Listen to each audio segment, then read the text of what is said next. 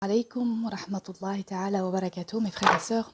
Nous nous retrouvons pour la suite des fondements du droit musulman, Ilm Usul al-Fiqh de Abd al-Wahhab Khalaf, rahimahullah, avec donc la deuxième partie, Al-Ahkam al-Shar'iyya, les prescriptions divines. Le législateur, la prescription divine, l'objet de la prescription, le sujet de la prescription. L'étude des prescriptions divines, Al-Ahkam al-Shar'iyya, comprend 4 chapitres. 1. Al-Hakim, celui qui décrète la prescription ou la loi, c'est-à-dire le législateur. 2. Al-Hukm, la prescription qui détermine le statut des actes de la personne majeure et responsable et qui définit le licite et l'illicite, c'est-à-dire la prescription divine, la loi ou le jugement. 3.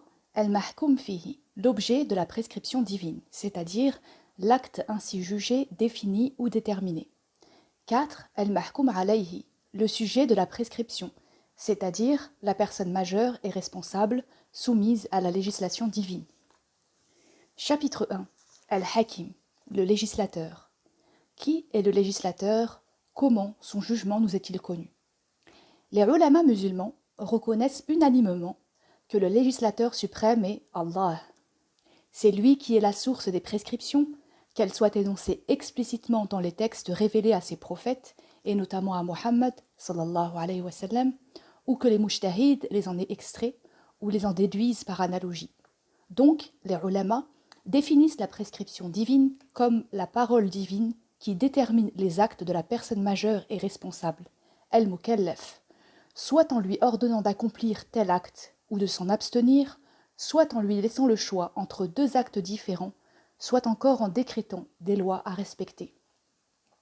Le principe de base de toute réflexion portant sur les sources du droit musulman est qu'il n'y a de législateur que Allah. Ce principe est dérivé du verset coranique de la sourate Al-An'am, sourate 6, les bestiaux, verset 57, « Le jugement appartient à Allah, il fera éclater la vérité et il est le meilleur des arbitres. » Toutefois, les ulama diffèrent quant à la possibilité, pour la raison humaine, de comprendre par elle-même les prescriptions divines. Ils apportent donc des réponses différentes à la question suivante. Les êtres humains ont-ils vraiment besoin des messagers d'Allah pour leur enseigner ses lois, ou la raison humaine est-elle capable de reconnaître le bien du mal et d'arriver ainsi à connaître le jugement d'Allah et à le satisfaire? Le désaccord des ulama se situe au niveau des moyens permettant de connaître et de comprendre les prescriptions d'Allah et sa volonté, autrement dit, il porte sur le rôle de la raison humaine dans la compréhension de la volonté divine. On distingue 3 réponses différentes à cette question qui ont donné naissance à 3 écoles. 1. L'école Asharite, al-Ashariya. Son chef de file est Abu al-Hasan al-Ashari. Selon cette école, la raison humaine, seule, est incapable de connaître et de comprendre les prescriptions divines. Il faut que l'homme soit aidé par des messagers d'Allah, alayhum salam, qui les lui expliquent. Donc, l'envoi des prophètes et des messagers est nécessaire parce que eux seuls peuvent nous apprendre à connaître le jugement d'Allah et à obéir à sa volonté. En effet, dans ces jugements, la raison humaine diffère d'une personne à une autre. Parfois, elle est inconstante chez la même personne. Ce qui lui semble bon et juste à un moment peut lui sembler mauvais et injuste à un autre. Cette inconstance, à laquelle s'ajoute l'influence de la passion et des sentiments, nous interdit de dire que ce que la raison juge bon, Allah le juge bon aussi, et inversement. Cette école considère que les actes bons et recommandables sont ceux qualifiés comme tels par Allah, et que les actes mauvais et répréhensibles sont ceux déclarés tels par Allah. Ainsi, c'est la religion qui détermine ce qui est bien et ce qui est mal, non la raison. Cela correspond à la thèse des moralistes qui considèrent la loi comme référence pour définir le bien et le mal. Le bien est ce que la loi impose ou autorise, le mal est ce qu'elle interdit.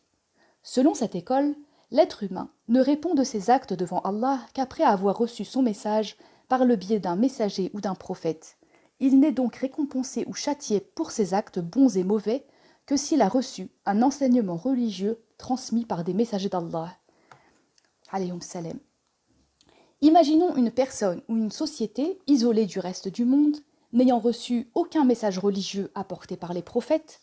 Cette personne ou cette société n'est pas responsable devant Allah du bien ou du mal qu'elle accomplit. Elle ne sera ni récompensée ni punie, c'est le cas des peuples qui ont vécu avant l'avènement des religions. Allah dit dans le Coran, dans la sourate 17 Al-Isra, le voyage nocturne, verset 15, « Nous ne punissons jamais un peuple avant de lui avoir envoyé un messager. » 2. L'école Mu'tazilite, Al-Mu'tazila. Son chef de file est Wasil ibn Atta. Selon cette école, l'homme peut, grâce à sa raison, connaître le jugement d'Allah et faire la distinction entre le bien et le mal. Il n'a pas besoin des messagers, alayhum salam, pour lui apprendre cela. En effet, tout acte a des conséquences soit positives, soit négatives. Grâce à ces conséquences, on peut distinguer le bien du mal. Cela correspond à la logique divine qui ordonne le bien et interdit le mal. Allah a prescrit aux hommes des lois compréhensibles et rationnelles. La raison peut alors les reconnaître par elle-même et choisir le chemin qui mène à la satisfaction d'Allah.